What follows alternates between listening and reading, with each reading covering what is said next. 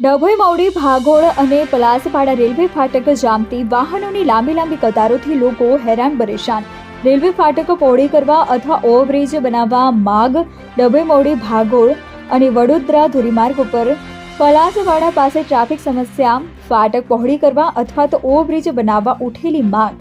ડભોઈ મવડી ભાગોળ અને વડોદરા રાજ્ય ધોરીમાર્ગ પર પલાસવાડા ફાટક ખાતે રોજે રોજ થતા ટ્રાફિક જામથી વાહન ચાલકોને ન જાણે ક્યારેક છુટકારો મળશે। તેમાં શનિ રવિની રજા દિવસો દરમિયાન તો આ માર્ગો પર ટ્રાફિક એટલે તોબા જેના નિરાકરણ માટે કાં તો રેલવે તંત્ર ફાટક પહોળી કરે અથવા તો વહેલી તકે ઓવરબ્રિજ બનાવે તેવી જનતાની માંગ ઉઠી છે। રાજ્ય અને કેન્દ્ર સરકાર દ્વારા રોડ રસ્તા, ઓવરબ્રિજ, અંડરબ્રિજ, એક્સપ્રેસ વે માટે કરોડોનો ખર્ચો કરાઈ રહ્યો છે। ત્યારે દુનિયાની અજાયબી એવા એકતાનગર ખાતે સ્ટેચ્યુ ઓફ યુનિટીને જોડતો વડોદરા કપુરાઈથી વાયા ડભોઈ તિલકવાડા ગુરુડેશ્વર થઈ જતો માર્ગ 4 માર્ગી તો કરાયો છે। એટલું જ નહીં, વડાપ્રધાન મોદીનું સ્વપ્ન સાકાર કરવાને લઈ ડભોઈથી એકતાનગર સુધી બ્રોડગેજ લાઈનો પણ નાખી દેવાઈ છે।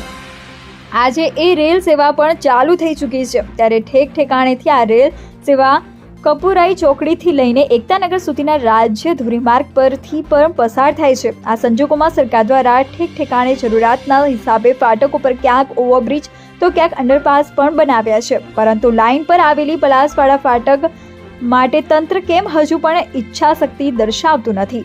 દિવસ દરમિયાન આ રેલવે ટ્રેક પરથી ક્યારેક 6 તો ક્યારેક 8 વાર ટ્રેનની અવરજવર હોય છે। તે સમયે ફાટક બંધ થવાને કારણે કિલોમીટર સુધીની લાંબી કતારો જામેલી જોવા મળે છે।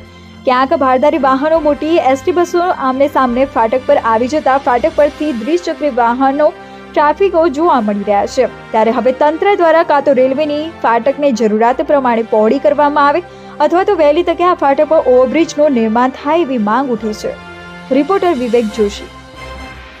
નિડર, નિષ્પક્ષ તેમજ પ્રજાપ્રિય ન્યૂઝ નેટવર્ક એટલે કે BN news Gujarati. BN news ગુજરાતીના ફેસબુક પેજને સર્ચ કરી લાઇક તેમજ ફોલો કરો।